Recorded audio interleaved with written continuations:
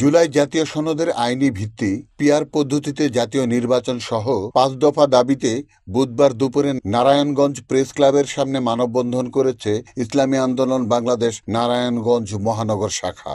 মানববন্ধনে প্রধান বক্তা ছিলেন ইসলামী আন্দোলন বাংলাদেশ মহানগর শাখার সভাপতি মুফতি মাসুম বিল্লাহ। মানববন্ধনে উপস্থিত ছিলেন সেক্রেটারি সুলতান মাহমুদ, সহসভাপতি মাওলানা হাসান ইমাম মুন্সি, জয়েন্ট সেক্রেটারি সাইদুল ইসলাম সহ সংগঠনের নেতা কর্মী ও সমর্থক বৃন্দ।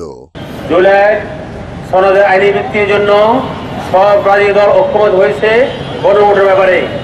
ইসলামী আন্দোলন বাংলাদেশ, পীর সাহেব চরমনাই সহ যুগপৎ আন্দোলনের সমস্ত দলগুলো আমরা আগামী নভেম্বরে আমরা চাচ্ছি বা ডিসেম্বরে চাচ্ছি গণভোট অনুষ্ঠিত করা হোক।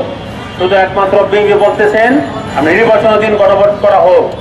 একই দিন দুই ভোট একটা কিন্তু বিশাল একটা সৃষ্টি হবে। সুতরাং আপনারা আহ্বান জানাচ্ছি, জনতার দাবিতে আমরা সকলে ঐক্যমত থাকি। আমরা ডিসেম্বরেই গণভোটের দাবি জানাচ্ছি। সর্বশেষ আমরা বলতে চাচ্ছি, আমরা বিগত ফেসিস্টে যারা সহযোগী ছিল ওই জাতীয় পার্টি সহ যে 14 দলের যে দোষর আছে এদের সকলকে আমরা এদের সকল কার্যক্রম দাবি জানাচ্ছি। Report Shahjahan Chowdhury, NN TV, Narayanganj.